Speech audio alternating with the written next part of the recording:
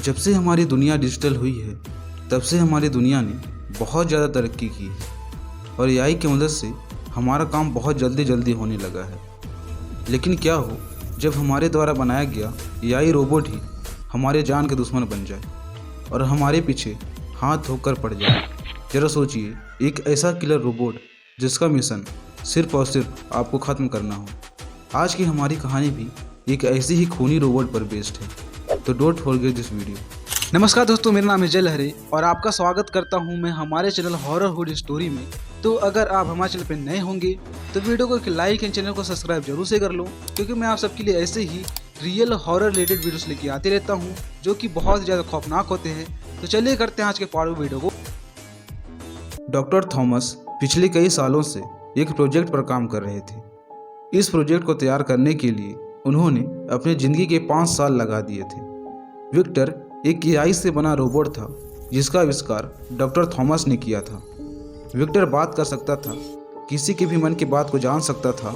Doctor Thomas ने Victor को इंसानों से बेहतर साबित करने के लिए हर एक छोटी से छोटी बात का ख्याल रखा था। उनका 5 साल का लंबा इंतजार कल खत्म होने वाला था, क्योंकि कल ही उन्हें विक्टर को एक नेशनल साइंस एग्जीबिशन में प्रेजेंट करना था। सबसे खास बात तो ये थी कि डॉक्टर थॉमस ने विक्टर को अपने जैसा चेहरा भी दिया था। विक्टर को चार्जिंग पर लगाने के बाद डॉक्टर थॉमस अपने अंग्रेजी नोवेल को पढ़ने के लिए काउच पर लेट गए थे। डॉक्टर थॉमस लगातार कई दिनों से एक अंग्रेजी नोवेल द सीरियल किलर को पढ़ रहे थे। आधी रात का समय था, आसमान में बिजली चमक रही थी। ऐसा लग रहा था कि भयंकर तूफान बस आने ही वाला है।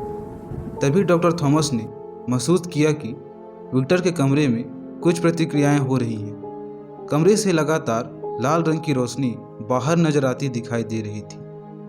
हैरान होकर डॉक्टर थॉमस विक्टर के कमरे की ओर जाते हैं। कमरे के अंदर का नज़ारा देखकर डॉक्टर थॉमस बिल्कुल सन्न हो जाते हैं। विक्टर अपनी जगह पर नहीं था। वह खिड़की के पास खड़े होकर बाहर की ओर झांक रहा था। विक्टर, ये कैसे हुआ? मैंने तो तुम्हें कोई कमांड नहीं दिया था। तुम यहाँ क्या कर रहे थे?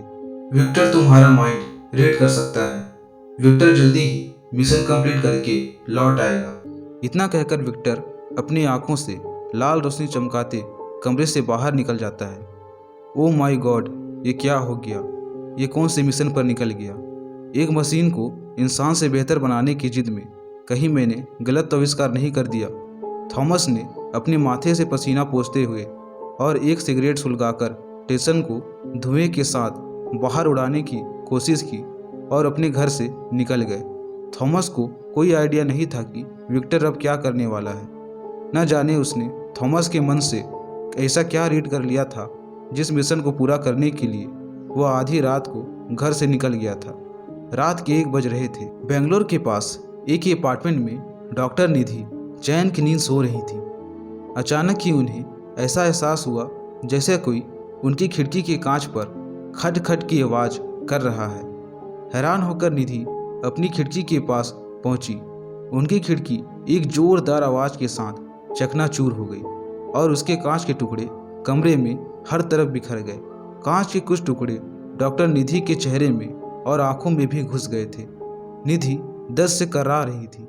तभी उस टूटे हुए कांच में से एक हाथ अंदर आकर निधि के गले को पकड़ लेता है।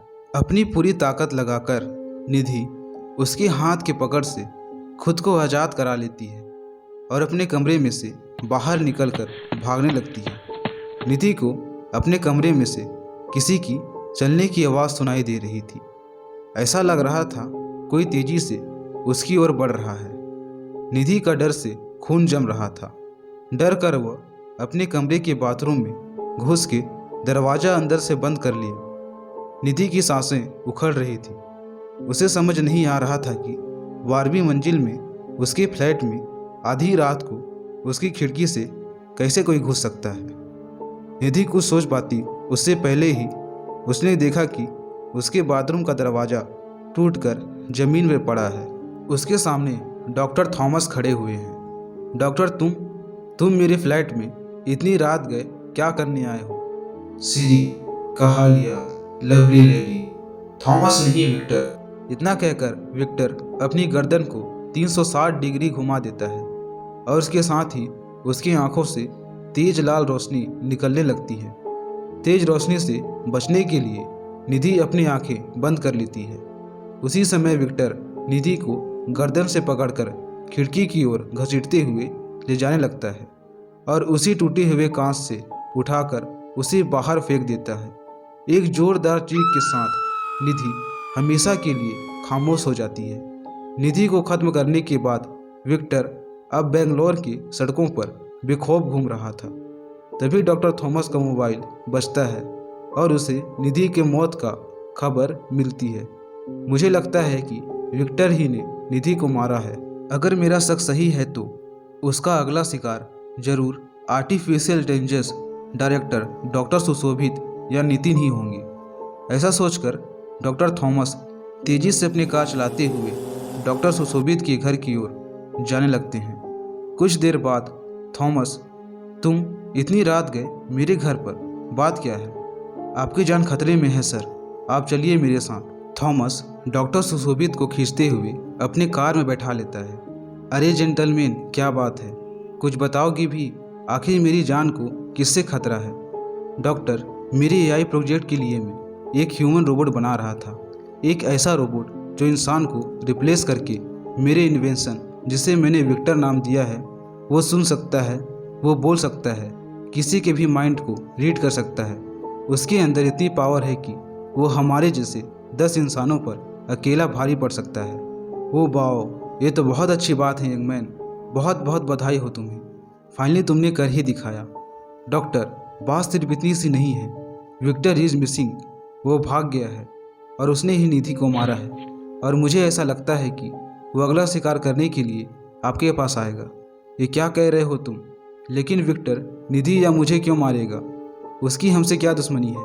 शायद आप समझे नहीं डॉक्टर, पिछले 6 महीने से मैं इतना ज़्यादा खोया हुआ हूँ कि मेरे दिमाग में हर पल निधि, नितिन और डायरेक्टर आपकी एआई मॉडल से बेहतर साबित करने की बात घूम रही थी। अपने मॉडल को इंटरनेशनल लेवल तक ले जाने के लिए मैंने दिन रात एक कर दिए थे। आज तक रोबोट में इमोशन नहीं दिए जा सके हैं, लेकिन मैंने उसे इमोशन के साथ साथ सिंथेटिक स्किन लगाकर स्किन और ह्यूमन लाइफ बॉडी भी दी है। एक नज़र में कोई भी उसे इंसान ही समझेगा। जब विक्टर ने मेरा माइंड रीड किया तो उसमें आपका और नितिन का डेटा मिल गया। तो क्या तुम मन ही मन हम सबको मारने का प्लान कर रहे थे?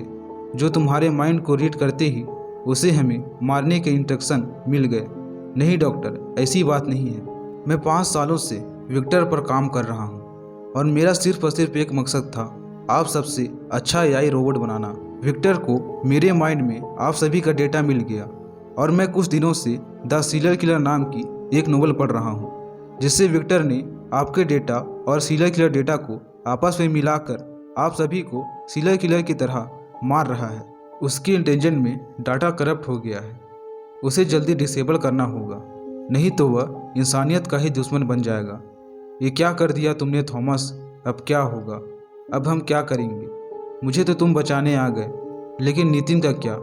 इतना में ही नितिन का घर का डोरबेल बार बार बजती ही जा रही थी। डोरबेल की आवाज़ सुनकर नितिन की नींद उड़ जाती है।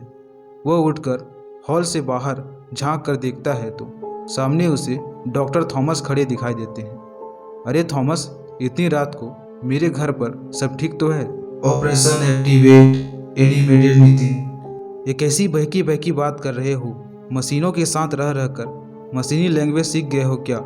विक्टर की आंखों से लाल रोशनी निकलने लगती है और तभी वह नितिन का गला पकड़कर सीढ़ियों से छत की ओर ले जाने लगता है। थॉमस छोड़ो मुझे, बहुत दर्द हो रहा है, थॉमस छोड़ो, नितिन चिल्लाते रहता है और विक्टर उसे बॉल की तरह छत से नीचे फेंक देता है और थॉमस और सुशोभित की गाड़ी तेजी से आगे बढ़ती जा रही थी। तभी अचानक ही सामने सड़क पर लगी पोल्स और उनमें लगी तारों पर इंस्पेक्शन होने लगती है और पोल तारों सहित एक एक करके नीचे गिरने लगती है। उन्हीं पोल्स में से एक पोल आकर उनके गाड़ी के बोनट पर लगती है। थॉमस गाड़ी का ब्रेक लगा देता है, चाहने पर भी अब गाड़ी आगे नहीं बढ़ रही थी क्योंकि सामने एक भारी भरकम पोल खड़ा हुआ था।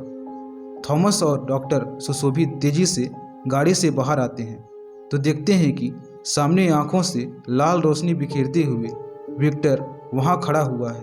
विक्टर को देखकर थॉमस और सुशोभित घबरा जाते हैं। तभी डॉक्टर सुशोभित बोलते हैं, ध्यान से सोचो थॉमस, कुछ तो ऐसा होगा जिससे विक्टर को रोका जा सके। तभी थॉमस बोलते हैं कि हाँ डॉक्टर, मुझे याद आया कि विक्टर की बैटरी कुछ प्रॉब्लम कर रही थी। अगर हम लोग कुछ देर ऐसे ही बने रहें तो विक्टर की बैटरी जल्द ही ख़त्म हो जाएगी। तभी वो दोनों वहाँ से जल्दी जल्दी भागने लगते हैं। तभी विक्टर थॉमस का पैर पकड़कर उसे जोर से बाहर फेंक देता है और जल्दी जल्दी सुशोभित की ओर बढ़ने लगता है। तभी विक्टर की बैटरी धीरे धीरे डाउन होने लगती है। Battery down, problem, recharging please. तभी जल्दी से थॉमस आते हैं और थॉमस सुशोभित को उठाकर वहाँ से भागने लगते हैं। तभी विक्टर की धीरे धीरे करके बैटरी पूरी डाउन हो जाती है। तभी डॉक्टर सुशोभित और थॉमस विक्टर को यहाँ से डिस्पोज करके बाहर खाई में फेंक देते हैं, जिससे वह इंसानियत का दुश्मन ना बन सके और विक्टर की कहानी हमेशा हमेशा के लिए वहीं पर ख़त्म हो जाती है। सो गाइस, क्या आपके साथ भी ऐसी कोई सच्ची घटना हुई है? आप हमें कमेंट में बता सकते हो, शायद हमारी अगली कहानी आपकी हो। अगर आपको ये स्टोरी अच्छा लगा हो तो हमारे चैनल हॉररहुड स्टोरी को सब्सक्राइब करना बिल्कुल ना भूलें और बेल आइकन को ऑल पे सेट कर लें ताकि रूह कांप जाने वाली स्टोरी सबसे पहले आप तक पहुंच सके।